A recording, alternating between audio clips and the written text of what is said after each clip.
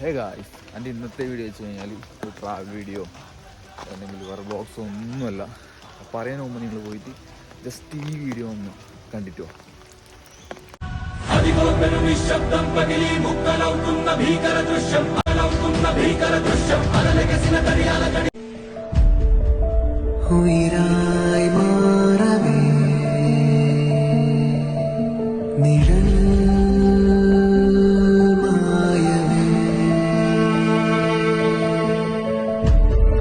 അത് കണ്ടില്ലേ? ഇനി നിങ്ങൾ അടുത്തൊരു വീഡിയോ കൂടി കണ്ടിട്ട് വാ. വണ്ടിയുടെ ഓൾട്ടറേഷൻ അനുവദിക്കുന്നതല്ല.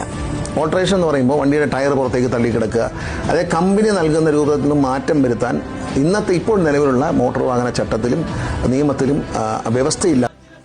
ഇനി എനിക്ക് ചോദിക്കാനുള്ള ഒരൊറ്റ ചോദ്യമേ ഉള്ളൂ.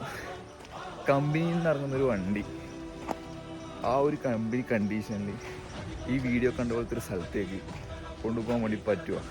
ഇല്ലല്ലോ. ഒരു 2-3 ആഴ്ച മുമ്പ് ഓപ്പറേഷൻ താർ എന്ന പേരിൽ ഏതൊരു എക്സ്ട്രാ ഫിറ്റിങ്ങിനും 5000 രൂപ വെച്ച് പേ ഈടാക്കുന്നുണ്ടായിരുന്നു. അന്നേരം ഇന്ന് ഇവിടെ പോയ ഈ വ്യക്തി ഈ വണ്ടിയിൽ നിന്ന് ഇത്തരത്തിലുള്ള എക്സ്ട്രാ ഫിറ്റിങ്സ് അയച്ചു വെച്ചിട്ടുണ്ടെങ്കിൽ ഓനിക്ക് അവിടെ എത്താൻ വേണ്ടി പറ്റുമോ? ഇല്ലല്ലോ. നമ്മുടെ നാടിന് ആവശ്യമുണ്ടെങ്കിൽ മാറേണ്ടത് നമ്മളല്ലല്ലോ. നിയമം മാറ്റിയാൽ പോരെ. നമ്മളെ ആവശ്യങ്ങൾക്ക് നമ്മളെ ആവശ്യങ്ങൾ എത്തുന്ന ഇത്തരത്തിലുള്ള വാഹനങ്ങളെ മാറ്റുകയല്ലല്ലോ വേണ്ടത്. നിയമങ്ങളെങ്ങ് മാറ്റിയാൽ പോരെ. ബസ്സിൻ്റെ കളറ് ചേഞ്ച് ആക്കിയിട്ട് അത് മാറ്റാൻ വേണ്ടി പറ്റുമെങ്കിൽ ഈ നിയമം വേണ്ടി മാറ്റാൻ വേണ്ടി പറ്റും. ഒരിക്കലും ഇത്തരത്തിലുള്ള ആൾക്കാർ ഇത്തരത്തിലുള്ള വണ്ടികളെ മറക്കാണ്ടിരിക്കുക. പിന്നെ വെച്ചാൽ പോലീസുകാരും എംബിഡിക്കാരോടും കൂടി ഒന്ന് പറയാനുള്ളത് നമ്മളെ എംബിഡി സാറന്മാരോടാണ്. സാറേ, നമ്മളെല്ലാം ഇവരെല്ലാം പിടിക്കുമ്പം ഇതൊന്നും മറക്കാണ്ടിരിക്കുക. 5000-10,000 വെച്ച് അടിച്ചു കൊടുക്കുമ്പം എത്രയും ആവുന്നത്ര കുറച്ച് കൊടുക്കുക. കാരണം വെച്ചാൽ ഇത്രയും സമയങ്ങളിൽ ഇവർ ഓടിയതും ഒന്നും പിന്നീട് പറയുന്നത് ഇനി കേട്ടിട്ടുമില്ല, കണ്ടിട്ടുമില്ല.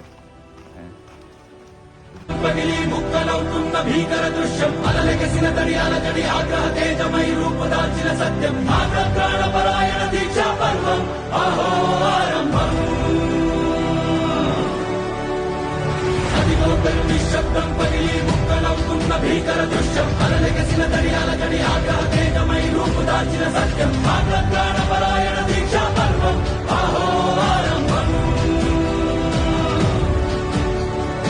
ఆగ్రహప్రాణపరాయణ దీక్షా పర్వం అహో ఆరంభం